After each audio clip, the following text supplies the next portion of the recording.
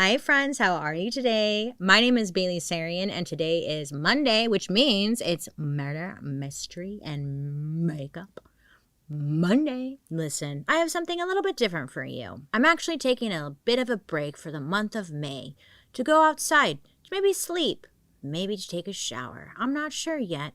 We'll find out. But I still want to bring you guys a little murder mystery because I know you miss me. So what I'm going to be sharing with you today is an exclusive story I recorded for the Murder, Mystery, and Makeup podcast, which, if you didn't know, you can subscribe and find on like Spotify or Apple Podcasts or wherever you listen to podcasts. Check it out if you haven't already because I have some audio exclusive episodes on there that you've never seen on my YouTube channel.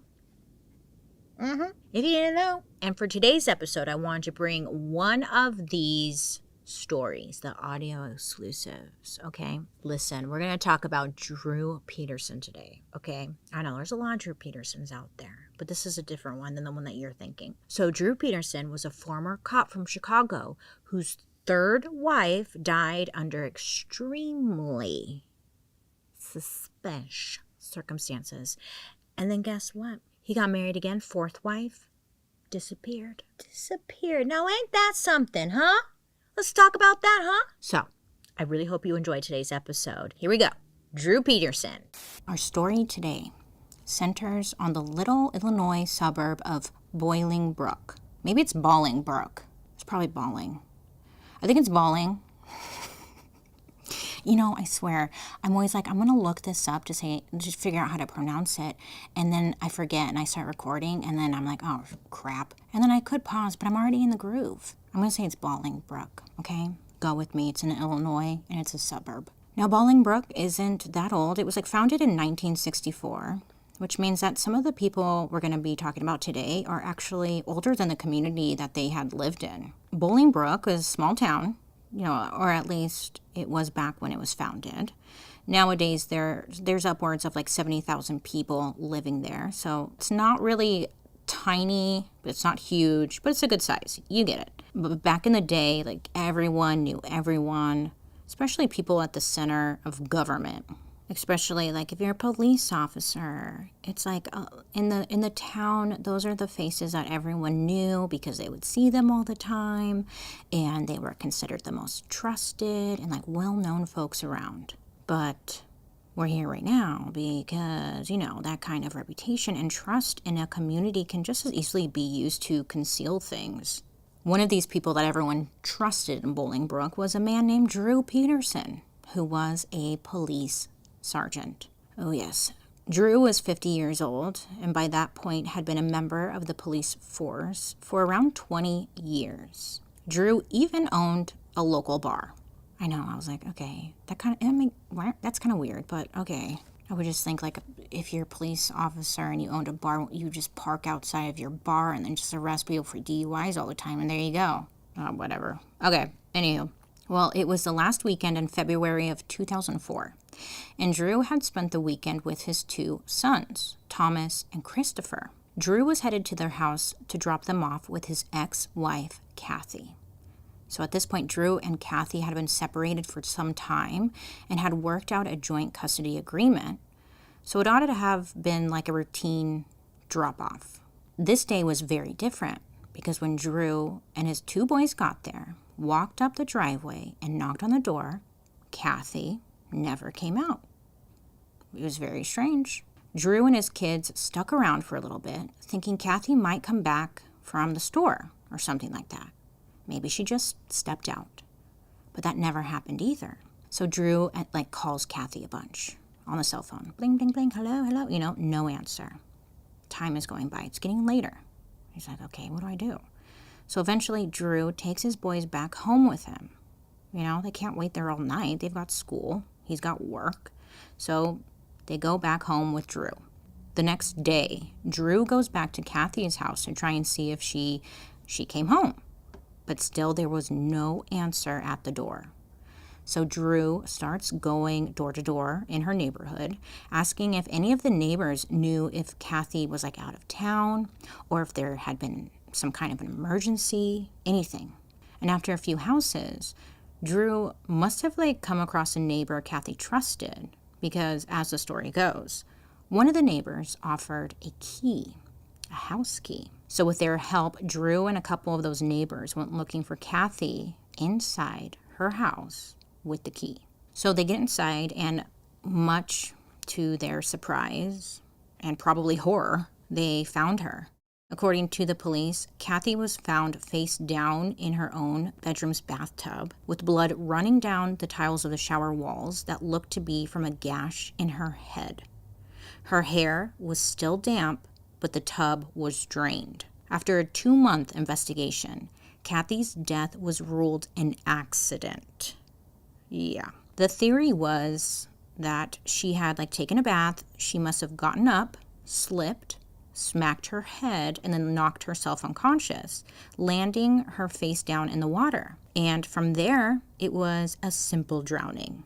The police figured that the water had probably drained from the tub sometime between when she died to when Drew and the neighbors found her. Now, there was no evidence of struggle or suspicious items lying around the house, so that was it. Case closed.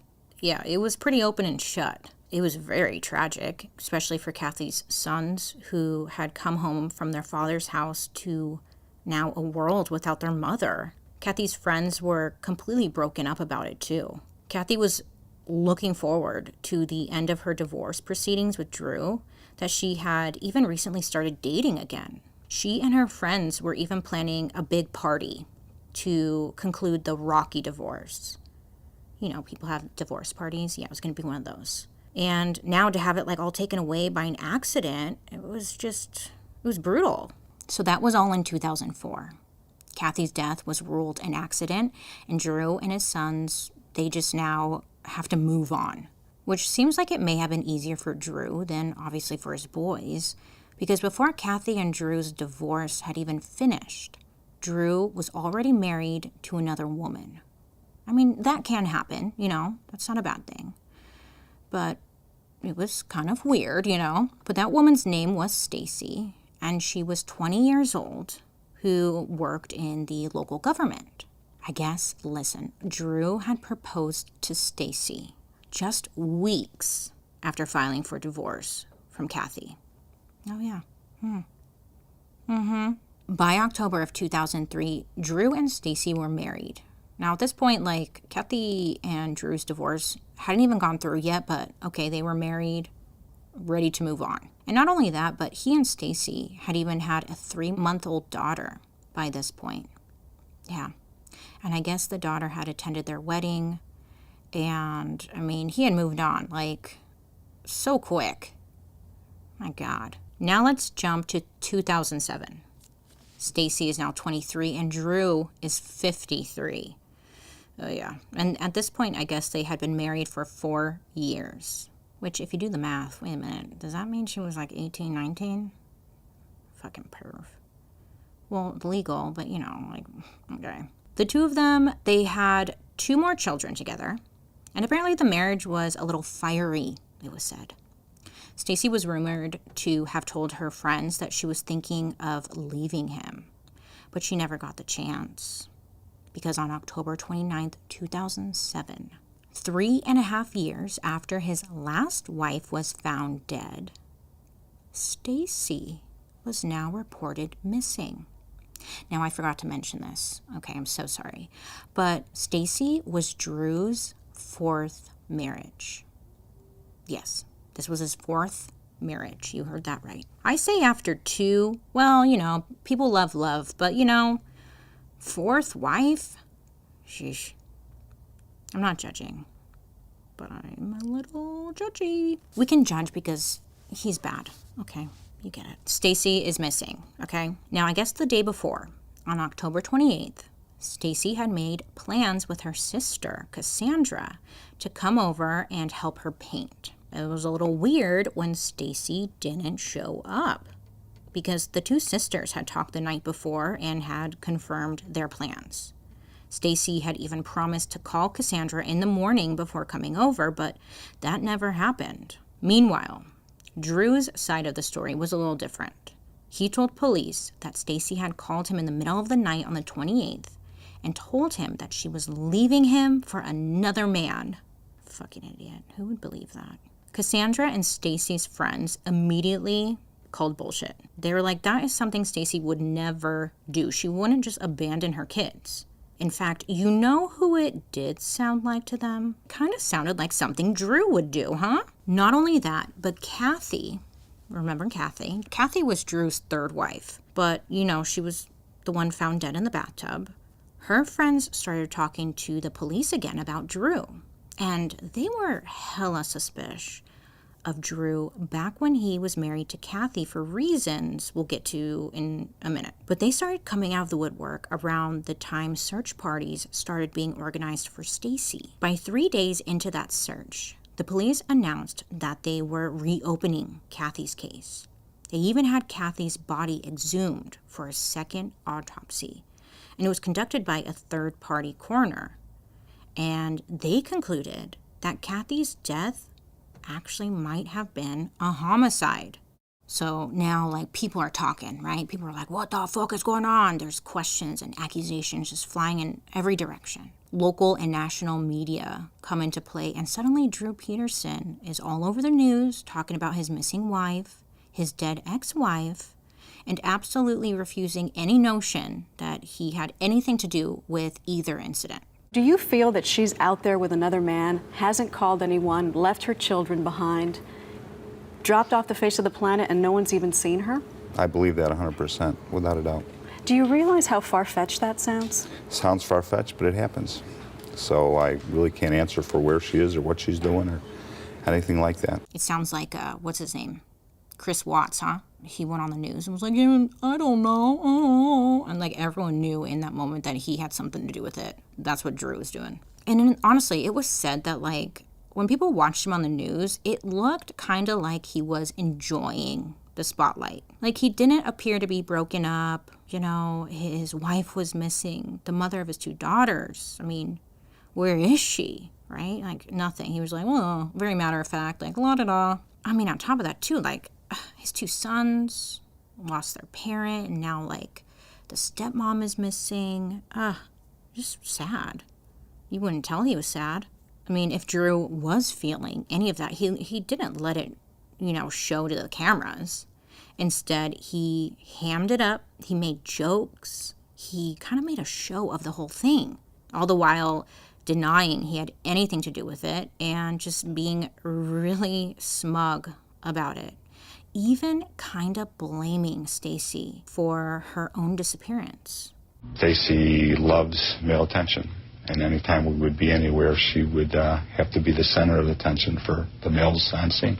She would indicate that she wanted a divorce sometimes, and then next day she was fine, so it was kind of an emotional roller coaster. If you asked him, he had nothing to do with it, and his attitude on TV was just a reflection of that. Now, Drew thought he was untouchable, which coincidentally is the name of the Lifetime movie they made about this guy. Yeah, I was going to watch it before I wrote the script, but I didn't want to mix up the facts with the movies. It stars Rob Lowe, if you wanted to know.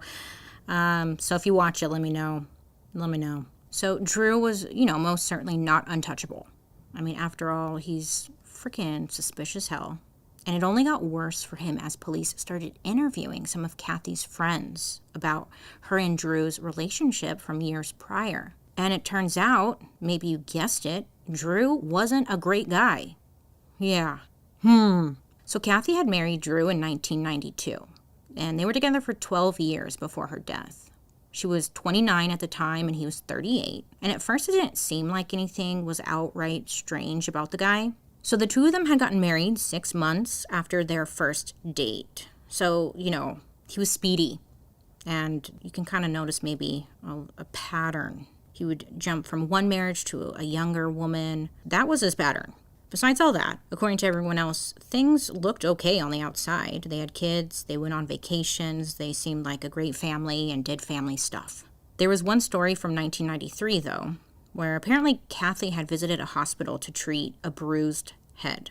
She told doctors that she hit her head on the dining room table, but Kathy's sisters remember seeing those bruises, and they suspected Drew was maybe abusing her, and they were asking, but Kathy, she just kept saying that she didn't want to talk about it, So they suspected that, but there was never like confirmation. And Drew, I guess like to this day, he claimed he never abused Kathy. Things really start to get rocky is in the 2000s, specifically October of 2001. Kathy got a letter that day in her mailbox, an unaddressed envelope with a single sheet of paper inside. The fuck? Yeah. So there was no signature, no name from the sender, and it just had one message. All it said was that her husband Drew was having an affair with a 17-year-old named Stacy, and that everyone at the city center, the mayor and his people, they all knew about it. It was said, quote, "It has been an ongoing joke within the department. Protect yourself and your family," end quote. Now, nobody knows what Kathy was thinking at this moment, but the protect yourself and your family just seems like really scary. So, understandably, she immediately separated from Drew. And much like he had before, very shortly after they had separated, Drew filed for divorce.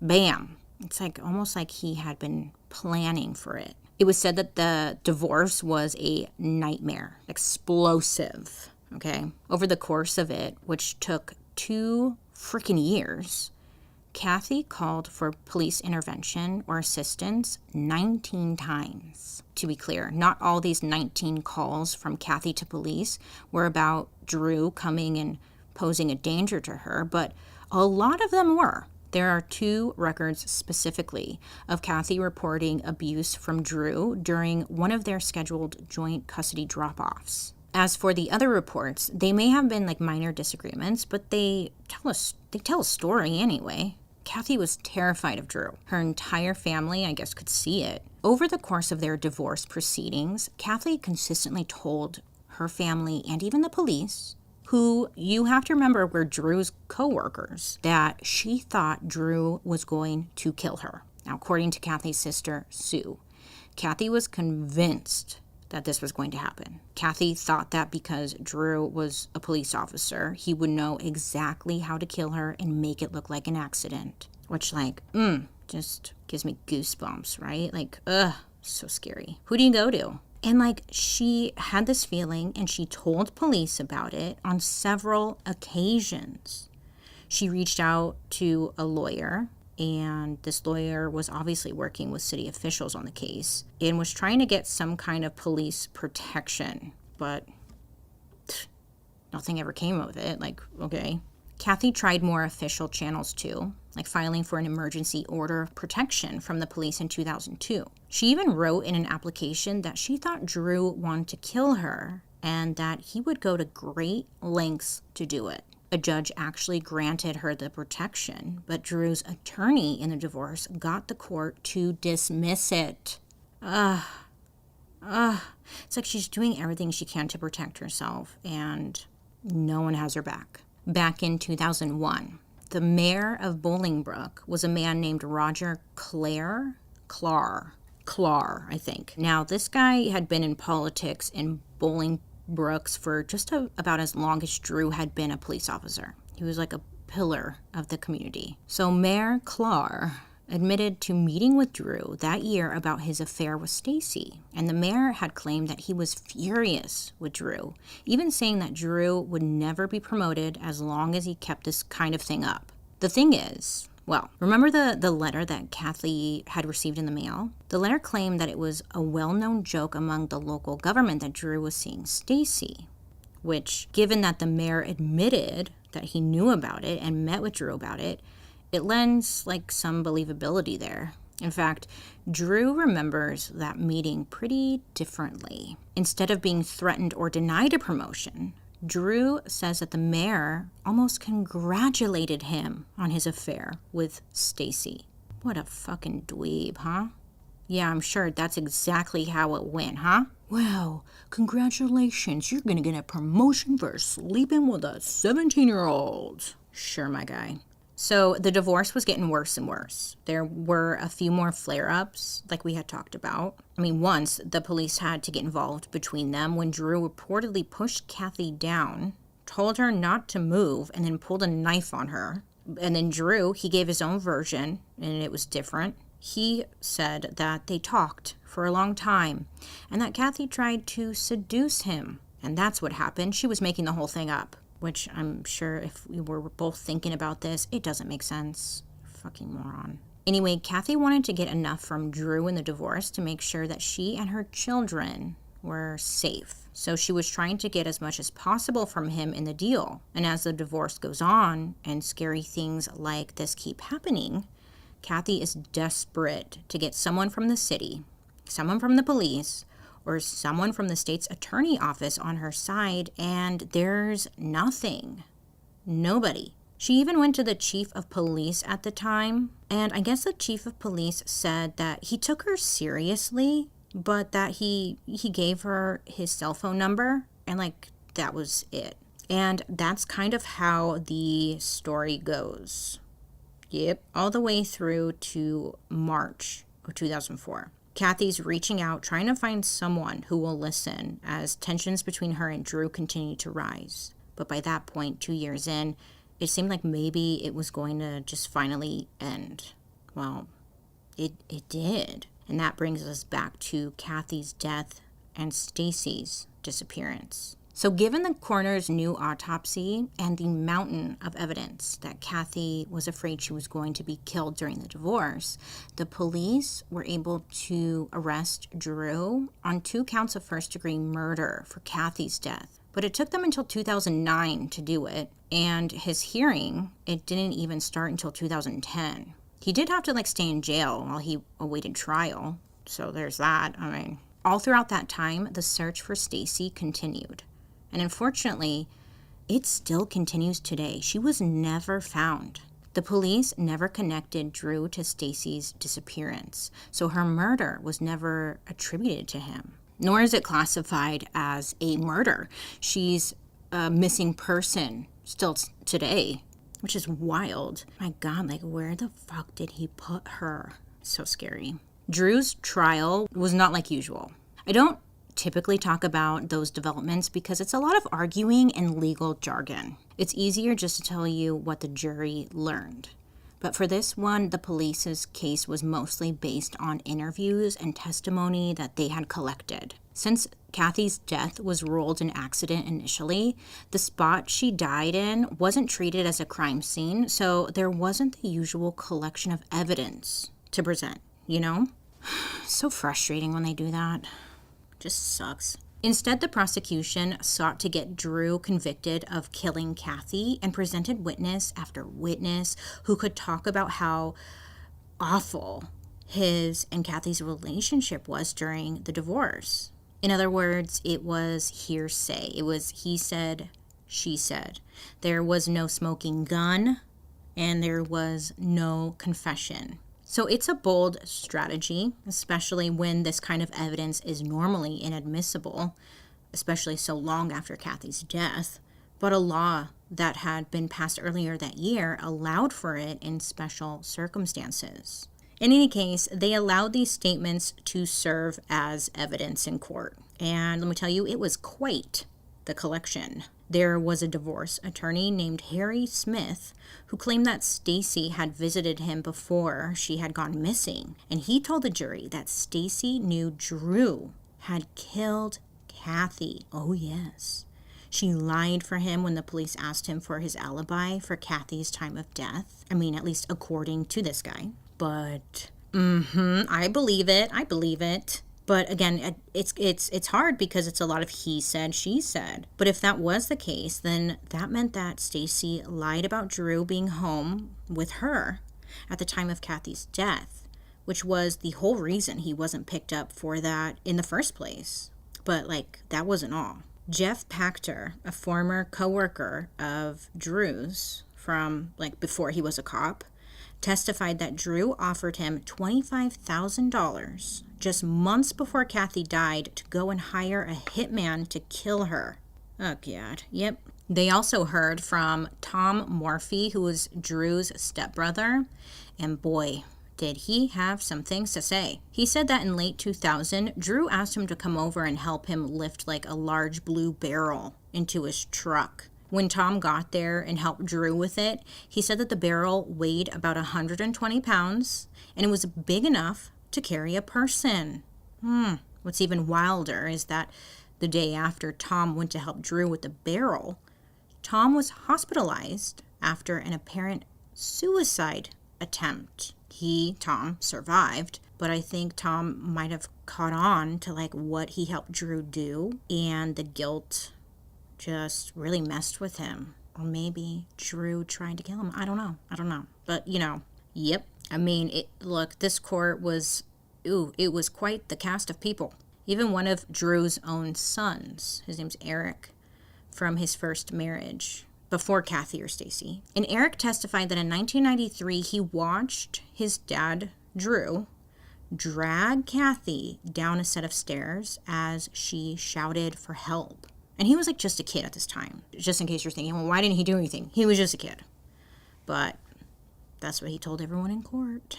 So the trial didn't reach its full conclusion until 2012, but by September that year, a jury found Drew Peterson guilty of the murder of Kathy in the first degree, and he was sentenced to 38 years in prison that following February in 2013. Sadly, nothing for Stacy. She's still listed as a missing person, but yeah. I mean, at least he got sentenced to 38 years. Again, it's tricky because there's no physical evidence, but it's like, that motherfucker did something. You know it. I know you know. I know you know that we know that he knows that we know that he did something. So Drew was convicted of murder for the death of Kathy, not for the death of Stacy. In fact, to this day, no arrest or headway has been made in the investigation into her disappearance. Her sister, Cassandra, was interviewed in November of 2021. Yeah, so not that long ago. And she said that no matter what, she is going to find out what happened to her sister. And for her, the search has never ended. Meanwhile, Drew continues to shout to the media however he can from prison. He has attempted numerous times for appeal. And he argued that he was convicted exclusively on hearsay, which, isn't incorrect. But that's his argument. But again, all of the testimony was so strong, and Drew's pattern of dumping women in favor of younger ones had just become very obvious. And I didn't even mention, because I didn't want to throw so many names at you, he was seeing another young woman when the search for Stacy was going on. Yeah, he started seeing someone else. What a fuckhead. Drew's own defense lawyer from the trial stated that the Supreme Court of Illinois' opinion on Drew, the official one that resulted in his conviction, was pretty sound. And when your own lawyer is convinced of the other side's argument, that says something. Yeah. I'll leave you all with this one last note. In February of 2015, Peterson was charged for yet another crime, something he did inside of prison. And if you guessed attempted to hire a hitman to kill his defense lawyer, then you would be right. He sure did. While in prison, this guy he just did not stop. He needs to be put down. Sorry, he does. There's no place for him, I believe. Put him down. Well, because of this, he got caught, and a jury sentenced him to an additional 40 years in prison.